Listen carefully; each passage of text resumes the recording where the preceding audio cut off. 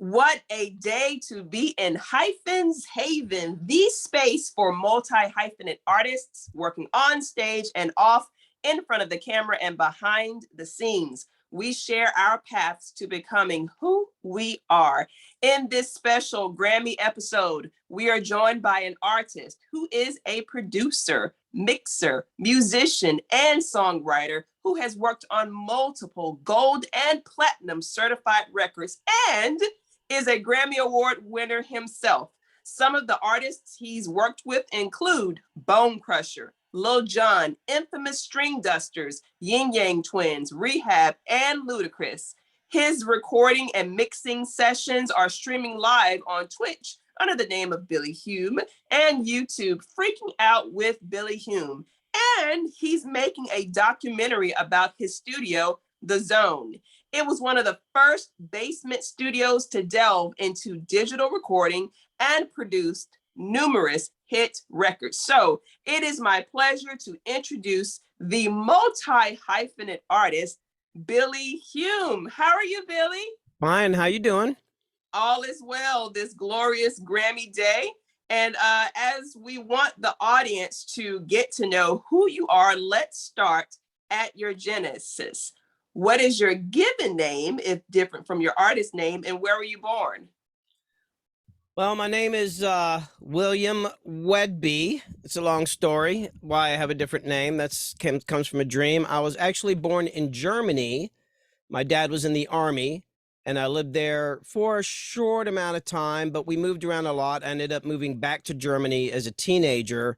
That's when I started playing music. I lived in West Berlin during the Cold War and ended up living in Puerto Rico, Chicago, Virginia, 3 different places, Germany, 3 different places, Puerto Rico twice, a bunch of other places, and then finally ended up here in Georgia. But I did all that before I was 15. Wow. So you have experience being in a number of places that have helped give you these experiences to put into your music. That's awesome. So Yeah. Tell us who your parents are and what are their names and their professions? Well, both my parents are deceased, unfortunately. My dad was John S. Wedby. He was a colonel in the Army, 2 tours of Vietnam. My mom, Nora Wedby, she was mostly my mom, although she had jobs, and she was also worked at the Special Olympics for years. And they also, when my dad got out of the Army, they had a woodworking business. My dad did very fine artwork where it's called wood inlay, where you make pictures with wood. And I have a bunch of them around the studio, and they sold them, and they spent years traveling around to art shows. So both my parents were pretty artistic. Wonderful. Were you raised with siblings or particular close relatives in your home growing Yeah, I up? got a brother and 2 sisters, so it was kind of a rambunctious family, shall we say. Okay. And what was your favorite childhood holiday spending with your siblings and your family? I guess when I was young, I liked Christmas. But then as I got older, I didn't really like it so much, I guess because we're all supposed to go spend a bunch of money. But, with our family, since we moved around a lot and we had to rely on each other, the holidays didn't have the same meaning as I think it means for a lot of people, because it was just more about sticking together as a family. Okay. And thinking about your early learning days, what elementary school did you attend and who was your favorite teacher from that time? I went to so many schools, but I will say this, I hated school, absolutely hated it, and it was terrible. I just never liked school. But when I lived in Germany, when I was in, I think, 5th grade, we went to an American school that was on the army base, but I had a teacher there named Mr. Kraus, and I liked Mr. Kraus because he sang every day in class. He had a piano, and we'd sing songs. How And I cool. loved that. I think that was when I really started getting into music. We would sing every day. That was a big part of our class. And I loved him so much. I actually made him a little wooden sailboat that I gave to him as a gift, and had my parents invite him over for dinner. Only time I've ever done something nice for for a teacher. I didn't like any of my well, I like some of my teachers, but he was my favorite one. Was there a teacher in middle school that you liked as much as him? No, middle school was terrible. Now, I will say when I went to high school in Virginia, we had something called year-round schooling, meaning there was no summer vacation. It was a big. The school was massive. The high school was like going to a college, and there was a lot of people. It was near Washington D.C. So what they would do is they'd have four groups of students. So at any one time, one group of students was on break for 3 weeks, and they would rotate. Right. Well, before I moved down to, we were going to move down to Georgia, and I had like 3 weeks of just doing nothing because my group of that was going to school, I guess the blue group or red group or whatever we were off for 3 weeks, and we had 3 weeks to move down here, and I was bored, so I went to the school and I said, can I just come in and take music classes, just whatever, and just sit in the back of the class? And they let me. So it was kind of cool. They just allowed me to go in and sit in the back of whatever music class I wanted. And then there was this school was amazing. They had like a orchestra class, symphony orchestra class, a band class. They had a percussion class, a jazz band room with drums and all that. So after school, there was a teacher that would hang out. I can't remember his name now, but he would hang out and give me private drum lessons and then drive me home. Wow. And What is the looking back name on of it that now, school? it's kind of amazing in two ways: that somebody would do something like that for me, and second off, that you could do something like that without having to do any paperwork. Things are a lot different nowadays, but this is very informal, and he would just give me lessons and drive me home and drop me off, and I learned a lot from that guy. Yeah, we got to know the name of the school. I mean, Oh, this this was sounds amazing. Woodbridge, probably Woodbridge High School in Woodbridge, Virginia. Okay. So this teacher who is allowing you to do some things that sounds like it's under the table, which Well, is everybody knew. You got to realize this was the 70s, and just things were different. What you could get away with, like everything's so formal now. I mean, just even to walk into school for good reasons. You have to show ID, and the doors are locked. Back then, you just walked in and out of school. It just was whatever. I just think he thought that maybe he saw something in me, and gave me the lessons. It was just I wish I could remember his name. I can't remember now. It was a long time ago. well, maybe if he ever listens, we're gonna put a way to contact Billy in the description box. So just reach out. I would love to get that connection because that's what it's all about, Mhm. connecting and exploring paths to who we are. But let me ask you, for all of the music classes that you took, was there one particular one that you were particularly attracted to? Since you say name so many disciplines there. No, and I'll be honest with you, school, I never liked school. So we had that school, which is amazing, and I liked going to school there, and I wanted to take the classes. We moved to Georgia, and this was like 1979, and I went to a school named Crestwood High School in Roswell. And you got to realize Georgia back in 1979 was a very backwards, racist, kind of crappy place to be. And after living in some really amazing places, after the first day I went to school, I came home and yelled at my parents, like, why did you move us down here? Because, I had long hair and I had red tinted glasses. And, that was something kind of normal where else I'd live. I moved down here and people wanted to beat me up right away. Like, hey, faggot, like, why you got long hair, And it was really pretty terrible. And the high school had beginning class, a beginning band and advanced band, and that was it. And there was no like music theory classes, and there wasn't really much funding. It was a very small school, and dominated by a lot of very privileged white kids with rich parents, and we just happened to live in that district. So I went to the school, and it was terrible. So the first thing I wanted to do was quit high school, and I didn't because it would upset my mom. So I just kind of barely got through. I focused all my energy on learning how to do music. And I will say this, that the band teacher, God dang it, what's his name? Because I actually follow him on Facebook. It's gone out of Mr. Barrow. Now, Mr. Barrow was cool. He just didn't have the resources and the time to do extra things. He was, he did everything. He was beginning band teacher, advanced band teacher, marching band, and some of us kids were kind of wild, so he had a lot on his hands. But he was a cool dude. He did the best that he could. But I focused most of my energy on staying home. I when I was 15 years old, I got my parents to co-sign a loan, and I went and I borrowed like $900 and went and bought a TIAC 3340S reel-to-reel tape machine. And this was back, like, I had to go get a job. Well, I was actually doing some part-time construction, so I could get a big old tape machine that I could record 4 tracks on, just so I could start recording, because I knew I wanted to do that. And then I bought a little mixer, and I still actually have all this gear.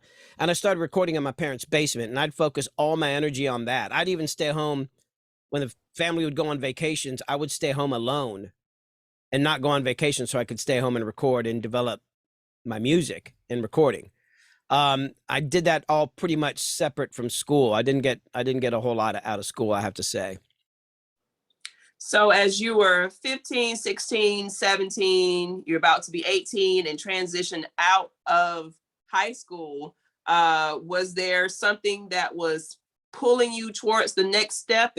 Was it a job, or what's that transition out of where you were recording in your parents' basement to the next thing after high school? What was that? My goal had always been, and I guess in a way still is to be a rock star. I mean, I don't know, I'm pretty old, so I don't know if that's going to happen now, but my goal was to get out and start playing with bands. So I had a little part-time job at a Captain D's. I would work up there doing prep in the morning and all that. And then I would rehearse. I would actually get up really early in the morning, rehearse, practice guitar, and then record in the afternoon. And then in evenings, I would go do auditions. I would look up in the newspaper. And I spent 2 years auditioning 3 or 4 times a week with everybody I possibly could. I just met so many people that way. I guess I was looking for the perfect band, but I was also just trying to get out in the world and meet people. And I eventually got in a little cover band, just playing like Holiday Inn lounges, just like the goofiest little places. But, we'd hop in a van and go out for a few days and end up in some little podunk town somewhere. But I'd be playing on stage for a living.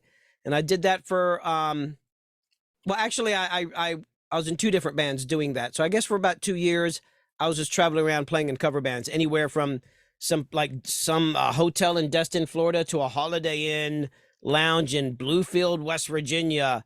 Just the craziest places. And I did that for a while just to kind of get the experience of being on a stage, making some money and doing it on my own. But then I eventually thought, well, this is cool, but I really want to work on my own music. So I had bought some more gear, and I ended up coming back home and staying in my parents' basement for a while, and added more stuff to the studio that I'd already been building up. And then a big turning point in my life was when I was like 20, 21. This guy that I knew that I had taken guitar lessons from actually had spent a lot of money and built a small studio in his basement. And this was very unusual back then. This was like maybe 82, 83. That the idea of having an actual real studio in your basement was kind of unusual. And he had bought a lot of stuff, but he was a terrible businessman.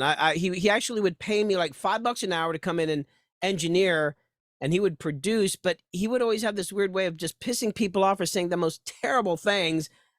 And even at my age, I think I was like 19, 20, 21, somewhere around there, I remember thinking, boy, this guy's just an idiot. Like he's going to drive these people away. Well, nobody would hire him. And one day he came downstairs during a session and he said, "I'm really broke. I'll sell you the whole studio for $10,000. And I knew right off the bat, it's like, this stuff's worth at least 20 grand. So I got on a phone and called my mom and dad and said, will you guys co-sign a loan for me for $10,000?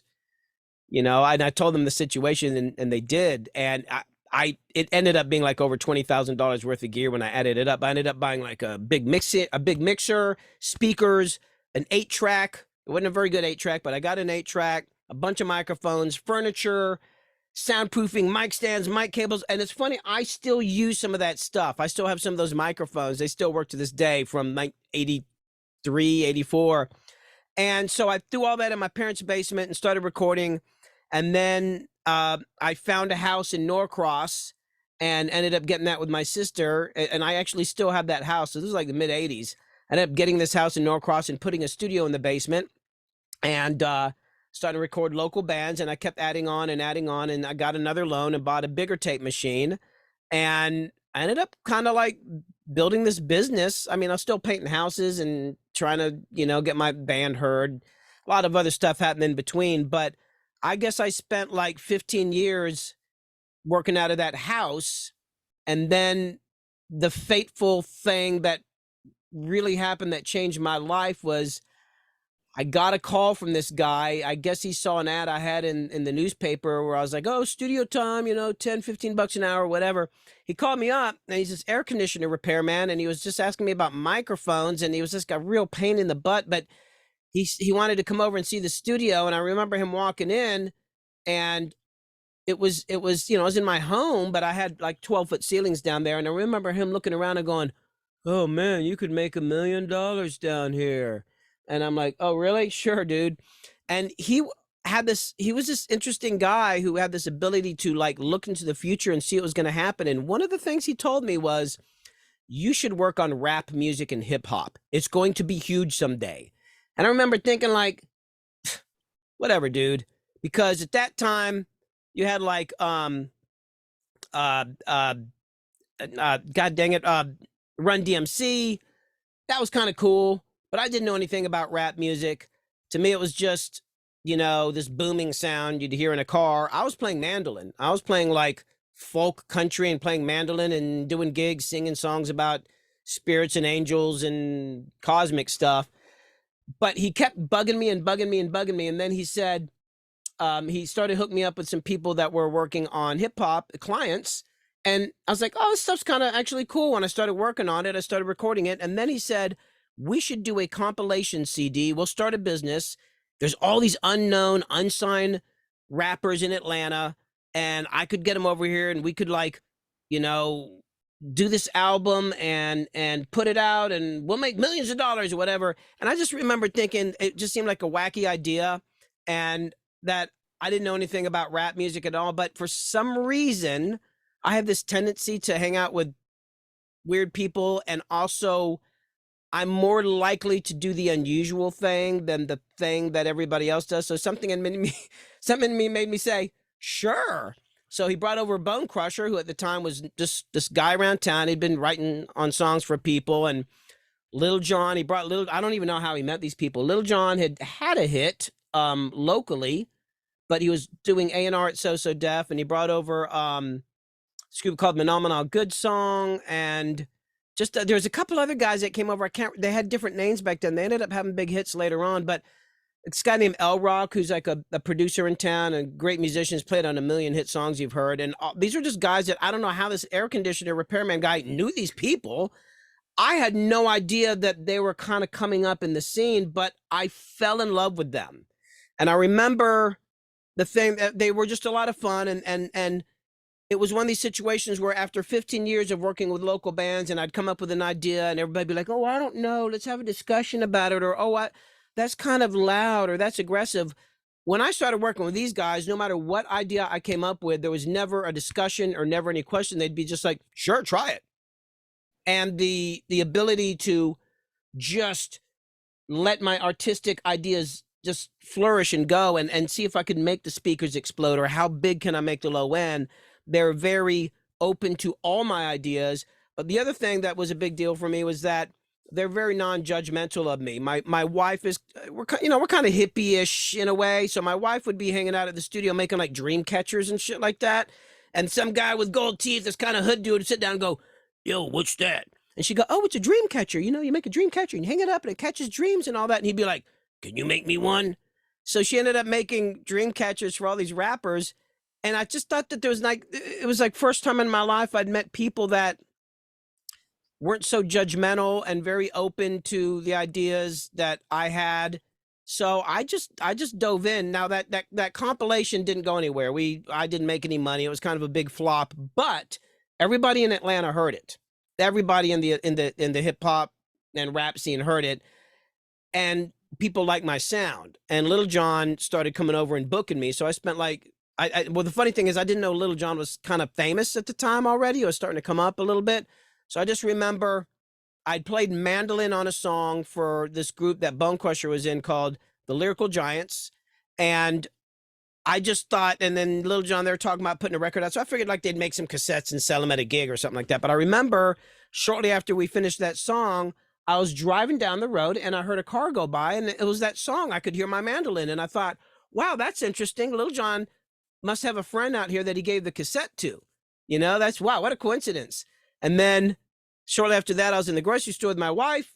We're checking out groceries. As the woman's checking out her groceries, my wife says, "What are you working on tonight?" And I said, "Oh, I got Lil Jon coming to the studio." And I remember the cashier looking at me going, "You know Lil Jon?" I was like, "Yeah." And I thought, wow, what a coincidence. Lil Jon has a friend here that works at a grocery store.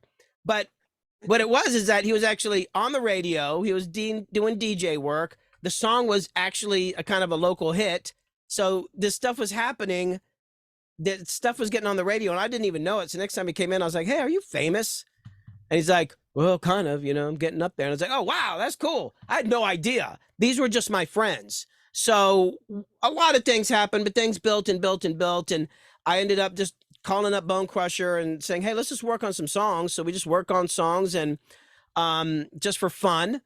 And Lil Jon kept booking me. And I was working with Lil Jon for almost a year. He was like producing other people, but working on his first big record. I guess it was the one that had, I guess, Put Your Hood Up on it. And he's wearing like the swimming trunks with the rebel flag on the cover. I think it might've been that album, but I didn't really know it was up. I just knew we were working, and I got married. My wife and I got married, and I was going to go away for a 2-week honeymoon. And Lil Jon, we were recording. He said, "Hey, I got to keep working on the album.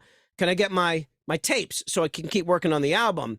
I was like, "Cool, man, here's the tapes." But while I was on my honeymoon, he hit me up and said, "Hey, man, this stuff sounds so good. I'm just going to wait for you to come back for the honeymoon. So when you come back, I want to book you the day after you get back from your honeymoon for a month straight to finish this album." I was like, "Cool." So I was like, "Hey, I got work when I get back." But the next day he calls me up and says, "Hey, man, remember I told you I was going to book you for a month starting day after you get back?" I was like, "Yeah." He says, "Well, I got a friend, this guy named DJ Smurf. He's called Colley Park now, but he said, I got this friend, DJ Smurf. He's got this group called the Ying Yang Twins. They need to remix this song because they got sued by Disney because it was called Whistle While You Twerk, and they're whistling that Disney theme, but they got to redo the melody, and they want a new mix. I'm going to let him have can he have my first day? I'll let him have my first day so you can mix him. Oh, and by the way, he's on the phone." I'm like, "Oh, hey, man." So we started talking on the phone. And so I was like, "Oh, I guess when I get back, I'll work with that guy one day and then work with Lil Jon." And next thing you know, I get back from my honeymoon, and I worked from that day for 10 years, almost every single day. It was all these people that I met. I met the Ying Yang Twins. I thought they were hilarious. They were really cool guys. I became really good friends with Colley Park and Bone Crusher. And then he brought in David Banner and just all these people that were friends. And it just exploded. Next thing you know, I had started having #1 records and songs on the radio, which was kind of weird because I'm a mandolin player. And I didn't really know much about rap, but I just liked the people and I liked low end. So that exploded. So I had 10 years of just I was working on rock stuff too. And you know, there's a lot more to the story. I could go on forever, but that's kind of it was like this weird thing that happened where I just decided to take an unexpected choice to work on this compilation at the suggestion of an air conditioner repairman, and followed this instinct that I just felt like there was something there. And then I just ended up kind of going down a path of just working with people I liked and just having a lot of fun, if that makes any sense. Oh my gosh, this is so amazing. I'm just listening, and I know you're looking at my reaction like, what? Oh my gosh. Yeah, I mean, it's kind of why I'm doing a documentary about the studio. It's not just about me. It's also about the studio because I still have that studio. I don't live there anymore. I moved out of there in 2000, but the studio's still there. And I actually go back there to mix because the mixing room is great. But that studio has spanned decades, and it went through analog recording. I still have all of my analog machines, and then we transferred over to something called ADAT, which were still tape machines. They're on these VHS tapes, but it was digital.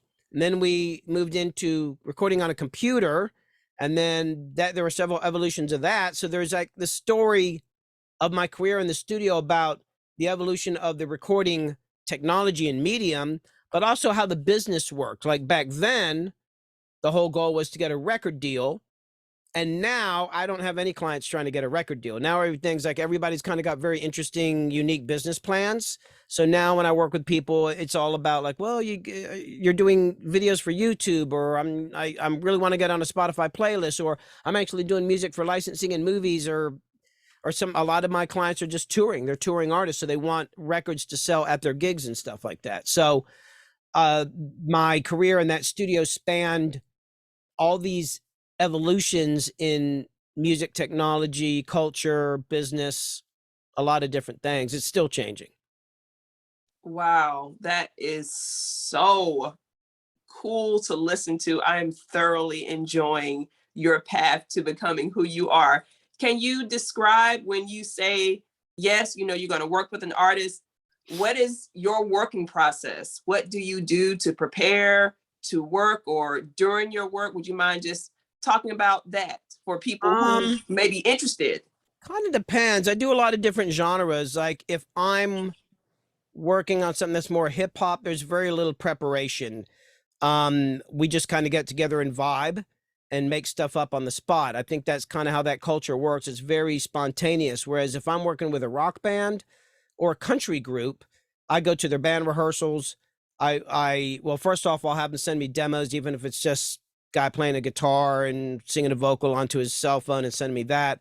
Then I'll pick out songs. Then I will go to their band rehearsal room and sit with them and figure out the speed of the song, work with the drummer on the drum parts, say, hey, we should cut the bridge in half, or we should add this section here. So we'll actually spend a lot of time working on the songs ahead of time. It's very labor intensive. And sometimes sometimes I help rewrite the lyrics or change the melodies. And then when we get in the studio, we've got all this worked out.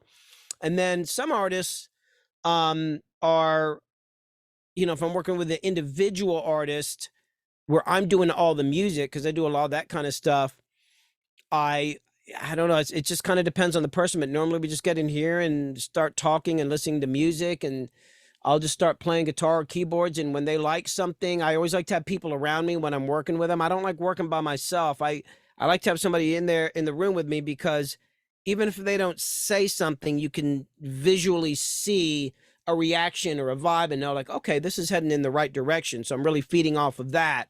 So, it's really different with everybody. Like everybody's completely different, but my main goal is I'm always putting my artistry into it, because I write and sing and do all that as well. But I want to do what's best for the artist, because even though I'm going to work really hard on the album, when it's done, I'm moving on to another project. They have to live with that album the rest of their life. So I'd better make something that they like and that represents them and makes some sort of sense. It's a big responsibility. And it seems that you're handling all of the responsibilities and all the projects that are coming your way with grace. And well, sometimes I've been known to throw things before.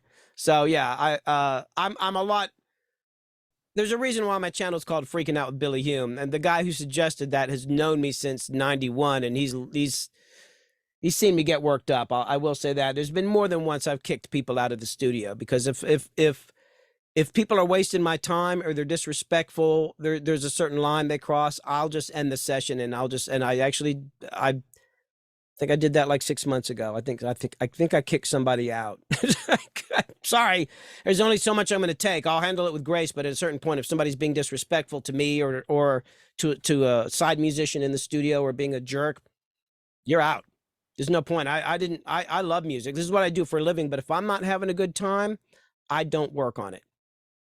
Sound advice. So as this show is on Grammys morning, you'll see amazing performances on stage tonight. I have to ask you, can you share with us your experience of going through that process of hearing your name announced in the nominations, and even hearing your name announced as the recipient of this award? What was that like, that entire... Well, this is going to be a little bit of a downer, I got to tell you. I'm kind of a hermit. I don't really get out much.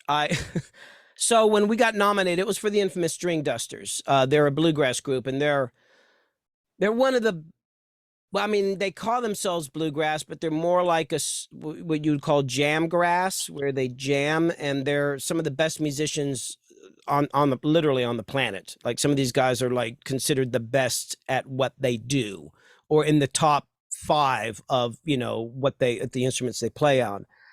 And I, at the time we got nominated, I remember hearing about it, and then there was some talk about going to New York, but I was really booked, and I thought about going, but then I thought, God, I would have to dress up, and wear like a suit, and then I'd have to talk to people and smile, and I just hate that stuff. I do not like the industry thing and all that. So I ended up not going. The band went, and then I forgot about it. So I didn't even know what day it was on. So I remember I was actually in a recording session doing a country project, and I had just finished drums, and I had to get the drums out of the room so we could move on to the guitar. So I was helping the drummer get the drums out and wrap up mic cables so we could get some room for the amps. And I started getting these texts, and like, you just won a Grammy. And I'm like, huh? And I just thought it was somebody bullshitting me. My phone exploded while I'm doing this. And I remember one friend in particular had seen this, and he's like, you just won a Grammy. And my response was like, so what? I'm wrapping up mic cables. And I hit that, and I just got back to work. And I mean, it was cool. And then I was in Colorado. I was in Colorado at a studio when the actual award showed up in the mail. So I got a text from my wife with a picture and the kids holding the award up. I was like, well, I guess I'll see it when I get home. But it was cool. I mean, it was cool to win it. It's just a weird thing. Like, I have all these plaques, right? And I have them out in this other room here. I finally hung them up.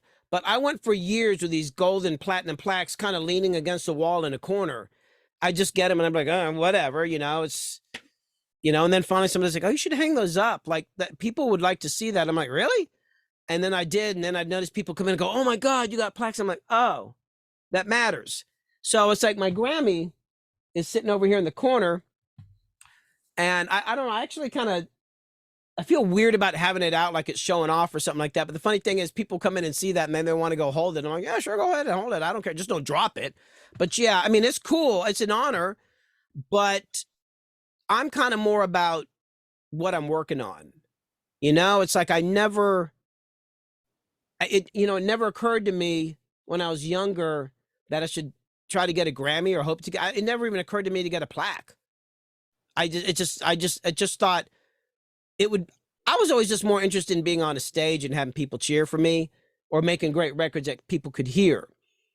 That's what I was interested in. But the idea of getting a plaque or a Grammy didn't occur to me till after I got them. And I was like, oh, I guess I could get one of those. I know that sounds stupid, but that's not how my brain works, Mm-hmm. So thinking about all of the experiences you've had in the sound booth, recording booth, on stage, has there been one musical moment that has this is like a seminal experience for you? Do you recall any particular one or top three that like, oh, this feels wonderful? There's so many of them. I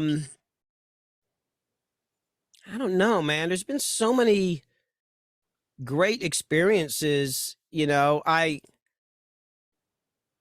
Probably one of my favorite experiences was actually playing bass for one of my clients, a guy named the Tin Man. His real name is Marshall Cease. And it was just over at Vinyl down on West Peachtree. And I guess the reason it was important for me is because there were other people from the industry there, and there was some other producers there and some people that kind of pissed me off and I thought were kind of disrespectful and kind of guys that kind of had been cheating other people in the business. I just don't like that whole thing, like the sneaky stuff in the business. But anyway, I'd worked with these people before, but they'd never seen me perform. A lot of people know me as just a mixer or just an engineer or just a country guy or just a rap guy, or some people know me as a guitar player. A lot of people don't know all these different things. So they have this perspective of me as, oh, he's just the guy who comes in and engineers. And then I show up to this gig and they see me and I've got a bass and they're like, wow, they're looking at me, and I just remember kind of just feeling being like, I'm going to show them. The other thing was going on. The guitar player that was in that group at the time actually used to be in the band that had opened for us, but he didn't know that he'd been fired till we showed up to the gig. So we show up. I'm seeing these people that are kind of jerks. He's seeing this band opening for us. He's like, I am supposed to be in that band. I guess I'm fired. But they never told him. So he's standing there. So he went on stage with this anger, and I kind of went on stage with this energy. And I remember we just killed that gig. It was like maybe 100 people in there. But I just remember absolutely killing it and looking out in the audience and seeing people that had known me for 20 years but have never seen me play bass, didn't even really know I played. And they're just like, what? Like, Mind their blown. eyes were like that. They'd never seen me perform. And I just remember, A, we had a great gig. We just really killed it. And B, it was kind of like a kind of cool revenge that they're like, oh, he's not just an engineer. It was like, no, man, I play and I write and I do all sorts of things. That was kind of a cool moment. But there's been great moments with, Bone Crusher in the studio. Just, I can't think of a specific one. They're just like these great times working on songs. And I've actually had quite a few lately working on my own music again. And I'm working on a new project with this guy named Slade, where we're working on a project called Capacity. Slade is a 24-year-old kid who came in here to intern. Well, he asked to intern. I don't really like interns. So I just said, you could come hang out. And we started working on music together, and we actually stream some of this on Twitch. Like, we'll do these 8-hour-long sessions where we're just building up a song from scratch. And it's like, I don't really know what kind of music it is. It's really weird. I always think that the songs are terrible when we start, but then when we get into it, and he'll just do something weird, I'm like, oh, that's kind of genius. And it's the first time in probably 15 or more years that I've been surprised by music, where I'm like, I don't even know what this is. I don't know what kind of music this is, but it's cool. So in the last 3 months or so, we've been working on these songs, and it's like nice to get that feeling like I'm in uncharted territory, making something cool that I don't even know what it is. It's kind of a challenge for me to try to figure out what to play, but also to be around somebody that young that has really inspired me. He'll just say things and it'll make me think like, whoa, what? He's right. Why don't I do that? Because he's looking at it from this very innocent point of view compared to people my age have been around for a long time. He's got this completely different view of music and the world and how things should happen. So when he says things to me, it's often like, what are you talking about? But then I realize like, oh, I want to break out of that. I want to be uncomfortable. I want to get out of my comfort zone. And there's been some really great moments in the last few months that kind of remind me of stuff that happened, 20, 30 years ago. Wow. And listening as you speak on your abilities to connect with the young artist, and you have shown yourself to be a musician, and you're an engineer and a songwriter and producer. Are there some artists that you would like to be compared to in your artistry? I don't know about being compared to them, but I was always a huge Prince fan. Prince was like really huge for me. Like, that was a big deal. Like, listening to Purple Rain. I got to see Prince on the Purple Rain tour. That was amazing. Todd Rundgren, who was very famous in the 70s, although into the 80s he had hit records. He's always been a huge inspiration for me.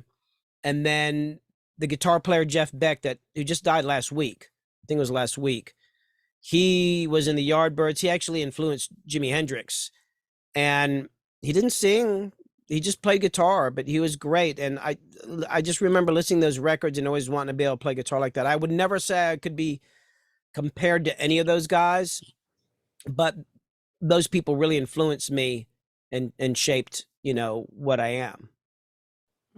What's the best piece of advice that you've received as an artist that you could share to someone? Well, I would say the thing that kind of struck me the most was something that a friend of mine named Rick Beato gave me. He's a big YouTuber right now, but I met him in the 90s when he was in a band called Billionaire, and they were signed to Universal. And then he started producing, and I engineered for him, and he produced for years, and now he's got this big YouTube channel. But I remember in the early 2000s, or maybe it was the late 90s, I I had this attitude about music that I would focus a lot of my energy on like one or two projects and just like put everything on that. And he was trying to tell me that you don't want to put all your eggs in one basket. And I just remember him looking at me once and saying, "It's a numbers game, Billy. It's a numbers game. You got to do a lot of stuff." And I just remember kind of being pissed off about it, like, "Oh, I should just work on a bunch of different stuff, whatever. I want to like, invest in this thing here and all that." But then I had a couple failures, and then I realized, he's right. And actually, without me really trying, I ended up in the situation where I was doing the numbers game. I was doing a lot of work just with a lot of people. It just happened. Then I realized, oh, I was kind of doing what he suggested just because people kept calling me. And I eventually realized he's right, because most things in art fail, like especially the music business. Like I sounds like a weird thing to say, but the thing that finally gave me some peace of mind and allowed me to move forward was that I just finally gave up all hope. It's like I just realized, oh, it's all hopeless. Probably almost anything I do is going to fail, like as far as like getting a deal or financially or whatever, but not caring. It's like, well, but it doesn't matter, because I'm going to do the best I can do, and I'm going to do the things that I love. So like, kind of like not having hope, it's almost like this damn the torpedoes type attitude, like damn the torpedoes, I'm doing it anyway. And it actually allowed me to be less careful about what I was doing artistically and with my choices, and take more risk, because like, well, it doesn't matter. It's probably, I mean, ultimately we all fail, right? We all die. The Beatles, which was one of the greatest groups in history, they failed. Ultimately they broke up.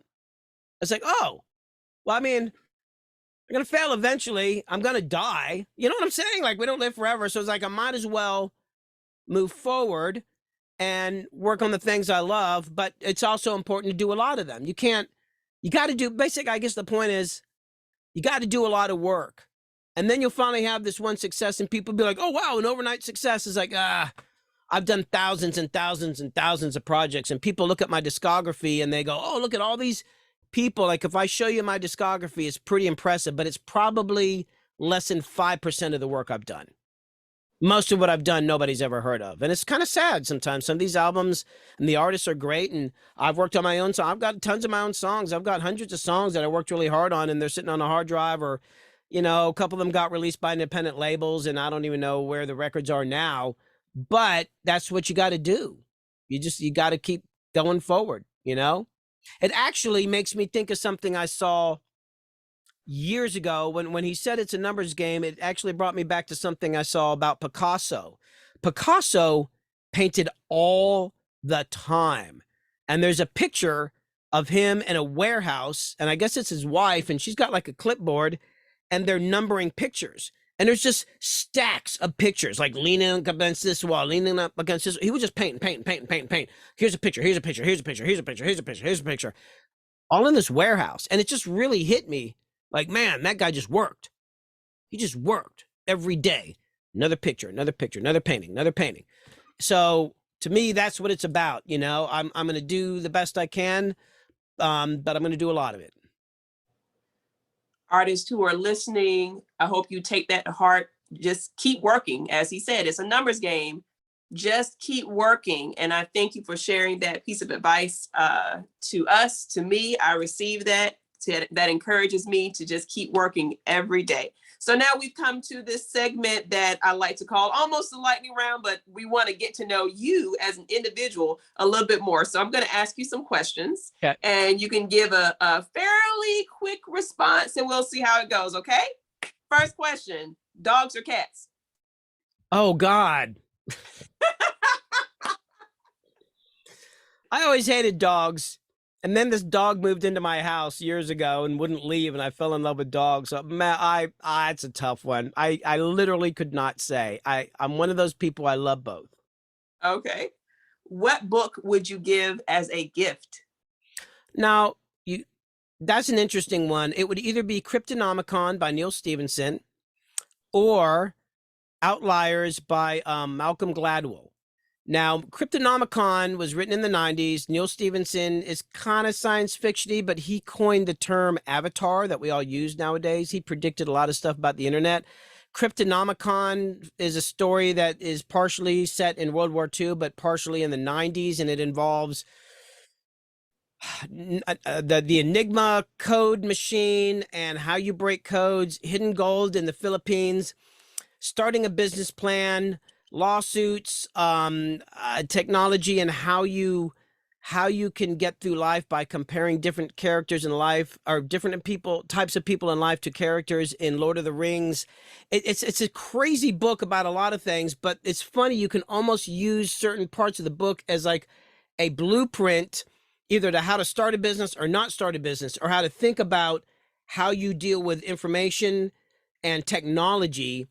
It takes a certain kind of person to understand that book, and I've referred that to a lot of people. The other book I would give as a gift is called Outliers by Malcolm Gladwell, and he wrote Tipping Point, and God, it's a more current book, but Outliers is about why, it's kind of about why certain people become successful, or the hero myth. Oh, you know, somebody's like Bill Gates started this company. He's like this hero guy, but actually in the book, he explains, why did Bill Gates? Yeah, he's smart and all that, but what were the things leading up to that? His background, his ancestors, and how do our history, our ancestors, how we're raised, where we're from, affect who we are? And I remember reading it the first time and thinking, oh, that's kind of cool.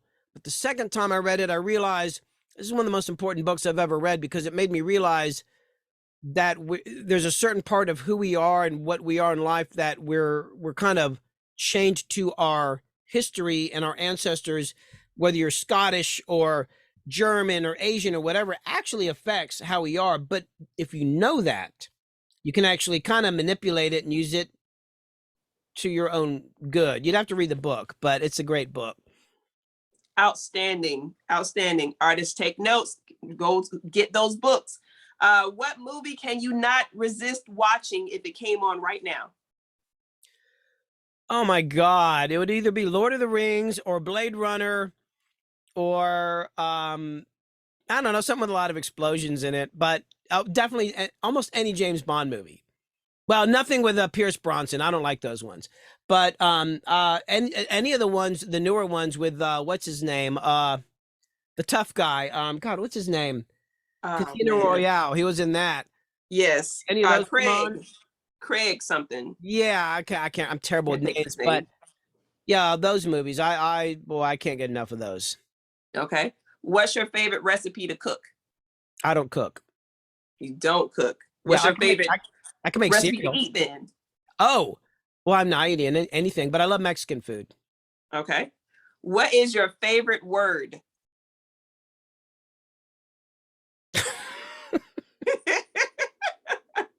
Damn. My wife would probably say one of the many cuss words that come flying out of my mouth. But I say amazing a lot. Okay. Okay. What makes you laugh the most? Myself. Okay. It's so ridiculous. I look at myself, I'm like, oh my God. Yeah. Well, that's good to laugh at yourself. Oh, I do it every day. The energy high. Yeah. Okay. What sound, or is there a particular a noise that you love? Well, good audio, but probably the favorite sound in the world, though I don't hear it so much anymore, is the sound of my kids' voices. If I pull up an old movie of my kids when they're younger saying daddy, that's probably the best sound I've ever heard in my life. That's beautiful. What would be your theme song or entrance song into a room? God, I never thought about that one. Oh my God. Oh my God. I can't. There's so many. I don't know. I tell you what, my next question, hopefully it'll help you out. So if this song is playing in the background and you're in a bar, what are you ordering to drink as this song is on? The one that's my song? Or tell me about your drink first, and maybe a song will come to you. I mean, I don't really drink much. Okay. Yeah, I'll get a beer once in a while. I'm kind of boring when it comes to that stuff. I don't really drink much. I'll have a beer. It's not my thing. It's like if I'm driving a car, I'm gonna want to listen to Enya, Okay. like Enya, or maybe the score for Whale Rider. I don't know if you ever seen the movie I've Whale heard of Rider. that. I Oh need my to check it God, the out. score on that is just that movie's so amazing. And this might sound like a weird thing to say, but actually one of my own songs that I actually did years ago, and I have a little YouTube video of it, is kind of would be a song I would want to be associated. Like if I walked in the room and I actually wrote it about my mom after she died, but it's called Long Distance Runner. And it's kind of about sticking to the things that you believe in and looking at life as not a sprint, but a marathon.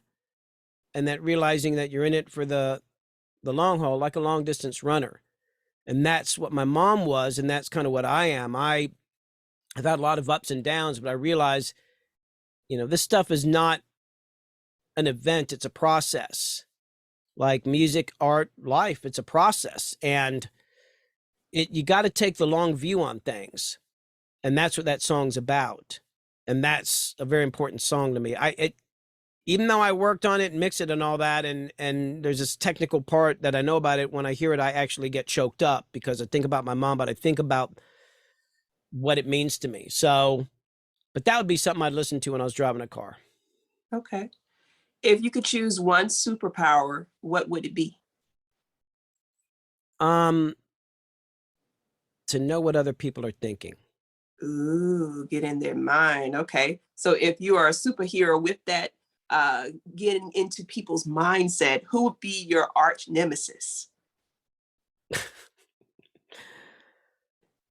Quite possibly myself. If you Ooh, actually had that kind of power, like it would probably either be one of these things where I'd get sick of it. I would want to be able to turn it off. I can tell you that. I would not. It's like I would want to be like, oh, I'm going to turn it off for a while. But to actually have any kind of superpower could like really be a bad thing as well. But if it weren't me, I don't know. I don't know. I think we can be our own worst enemy sometimes. So, mhm. sometimes you're actually your arch nemesis often is yourself. True. I feel that statement very well. There have been a number of occasions that I have taught myself out of great things because I'm too scared or whatever the case may be. So I understand Yeah. that completely. Yeah. All right. Next question. What profession other than what you're doing now would you like to attempt? Attempt? I mean, on the crazy wild side, I'd like to be a mountain climber, but I spent years when I was younger, I had a remodeling business doing carpentry and stuff like that. I like to build things.